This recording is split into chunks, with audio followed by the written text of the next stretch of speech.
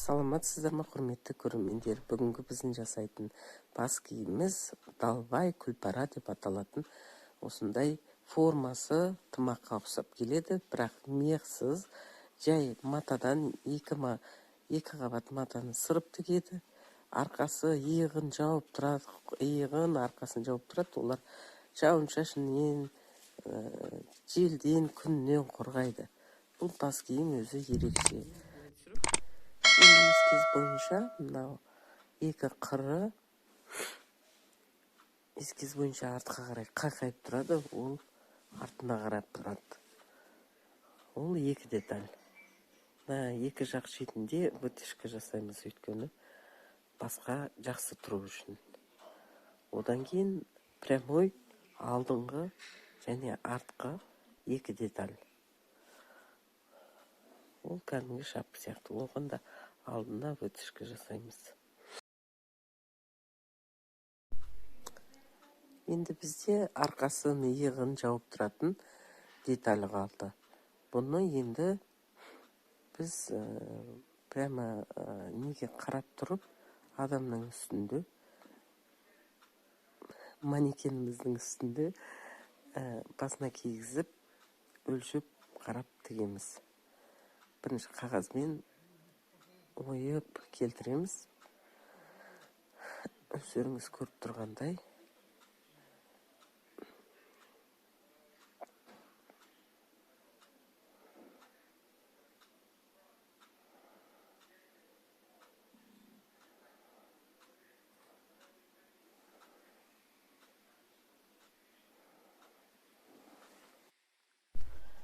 Күнделікті осындай бас киім жасап жүрмегендіктен біз енді әр бас киім өзі ерекше болады. Әр бас киімді өзімізше және конструкциясын жасаймыз. Конструктор, технолог, жаңағы не деп айтады, бір нәрсе деп айтады. Соның бәрін өзіміз жасаймыз. Мынау енді сол ізденіс үстінде жасап жатқан кезіміз. Енді біткен түрін қазір көрсетемін.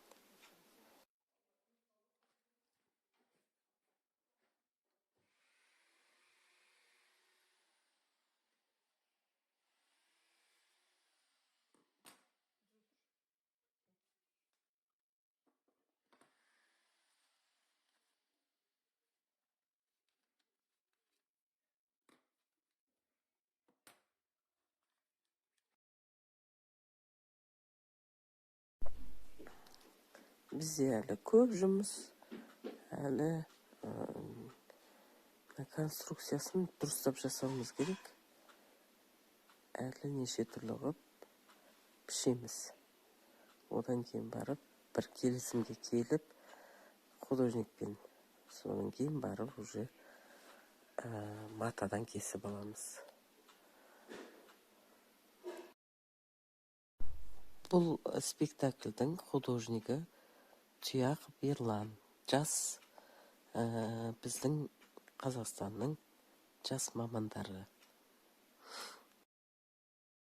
Бізде мына точкадан екінші точкаға дейін 42 сантиметр. Үстіңгі жағы 28, ол басқа шапкаға қосылатын жері 28 сантиметр.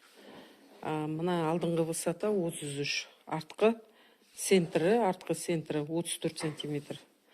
Сол екіге бүктеліп, мынау екі жағына шапканың арқасына, маңдайшасына, жағына, арқасына жалғанады.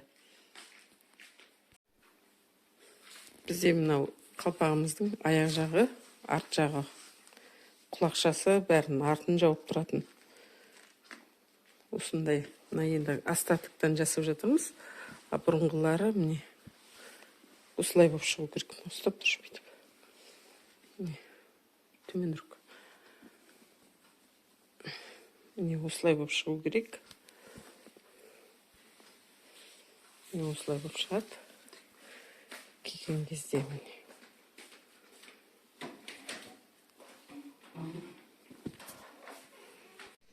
Міне былай арқасы осылай болып тұрады. Ал жиналған кезде осылай. Бері қараған кезде осылай болып тұрады. Қырынан қарағанда осылай.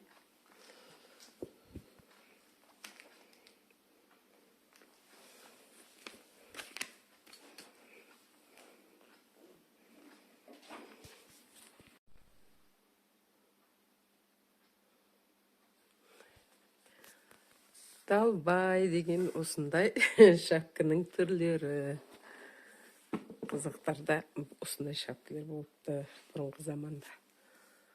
Соның біз міне қазір осы спектакльде қолданып тігіп көрсетіп жатырмыз.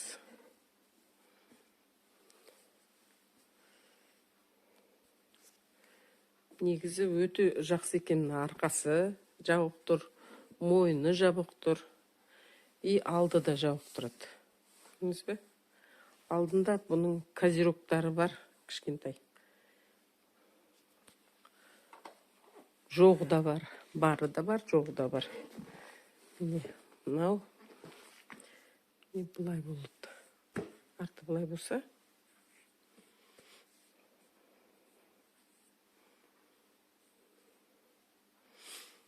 Қырынан қарағанда былай.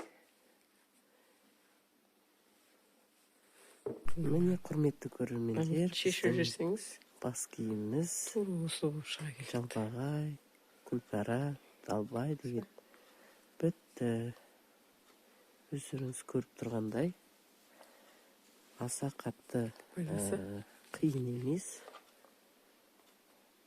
оңайырақ өздеріңіз тігіп алсаңыздар болады. Ал енді қош сау болыңыздар, келесі кездескенше күн жақсы болсын. Екі шетін түсірсе, тоже болады екен.